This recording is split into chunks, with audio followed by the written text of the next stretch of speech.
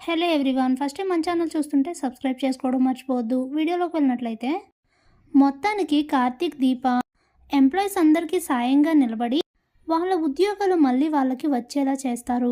ఇక ఎంప్లాయీస్ అంతా వాళ్ళ వర్క్లోకి వెళ్ళిపోగానే ప్రభాకర్, మా కార్తీక్ సార్కి మీలాంటి వైఫ్ ఉండడం నిజంగానే చాలా లక్కీ కార్తీక్ సార్, మాకు చాలా సంతోషంగా ఉంది అని అంటే ఆ మాట విన్న జ్యోత్స్నకి ఒళ్ళు మండుతూ ఉంటుంది.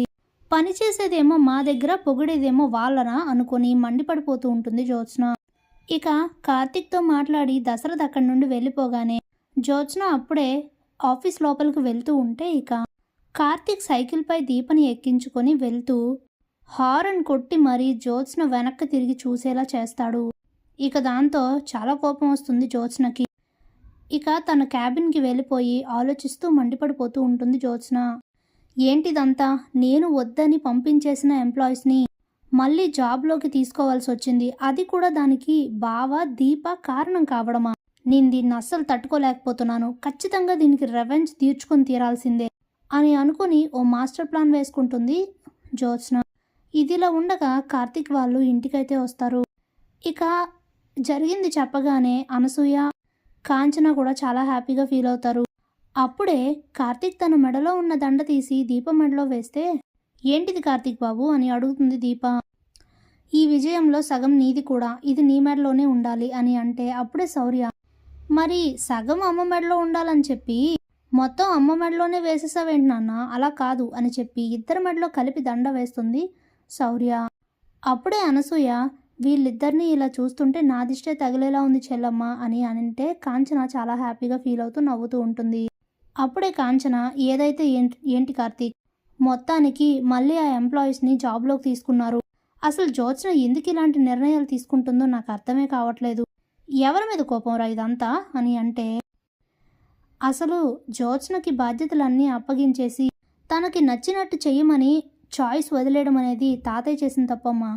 అయినా జ్యోత్స్నకి రెస్టారెంట్ బిజినెస్ గురించి ఏం తెలుసని మొత్తం బాధ్యతలన్నీ తనపై వదిలేయడానికి దీనంతటికీ కారణం అసలు తాతయ్యే, ముందు ఆయన అనాలి అని చెప్పేసి ఇక అక్కడి నుండి వెళ్ళిపోతాడు కార్తీక్.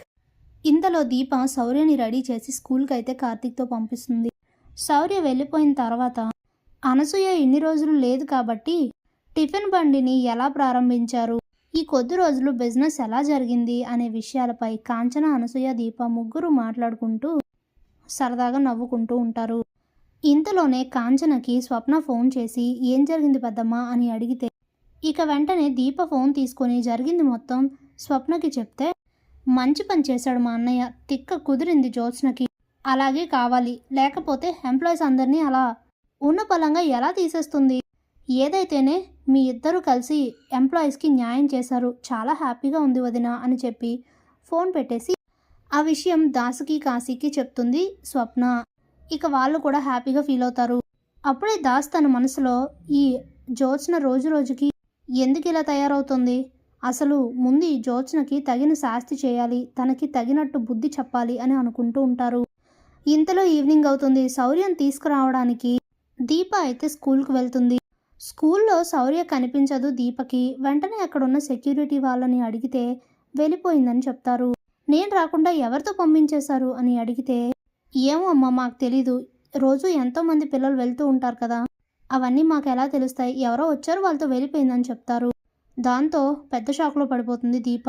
ఏంటి, శౌర్యం తీసుకువెళ్ళడానికి నేను కార్తీక్ బాబు తప్ప ఇంకెవరు వస్తారు, కార్తీక్ బాబు ఏదో పనుందని వెళ్ళనని నన్ను వెళ్ళి తీసుకురమ్మని చెప్పారు కదా, ఏమై ఉంటుందని ఆలోచిస్తూ ఉంటే ఇంతలోనే జ్యోత్స్న వస్తుంది దీప దగ్గరికి. ఏంటి అలా కంగారు పడిపోతున్నా, ఏమైంది అని అడిగితే, అసలు జరిగిన దాంట్లో జ్యోత్స్న ప్రోద్బలం ఏమైనా ఉందా అని ఆలోచిస్తూ ఉంటుంది దీప.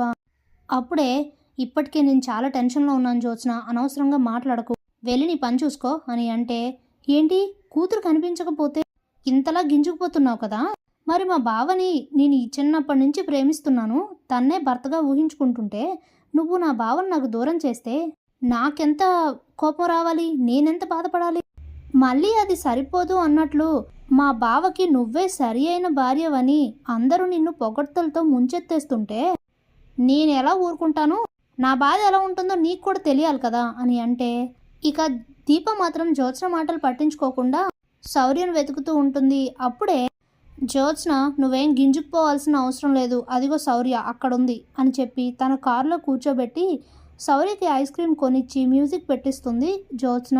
అప్పుడే శౌర్యం చూడగానే దీప నీకు అసలు బుద్ధుందా, ఏం చేస్తున్నావో అర్థం అవుతుందా అని అడిగితే నేనేం చేస్తున్నానో నాకు అర్థం అవుతుంది, నువ్వు ప్రతిసారి వచ్చి నా ఇంట్లో నా విషయాల్లో నాకు సంబంధించిన వాటిలో తలదూరిస్తే నాకు ఇలానే మండుతుంది. ఈరోజు శౌర్య కాసేపు కనిపించకపోతేనే ఇంతలా గింజుకుపోయావు. నువ్వు ఇలానే మా విషయాల్లో తలదూరుస్తూ ఉంటే రేపు నేను ఎప్పుడు ఏం చేస్తానో, ఇక ఆ తర్వాత ఏం జరుగుతుందో జరిగే వాటికి నాకు అస్సలు సంబంధం లేదు.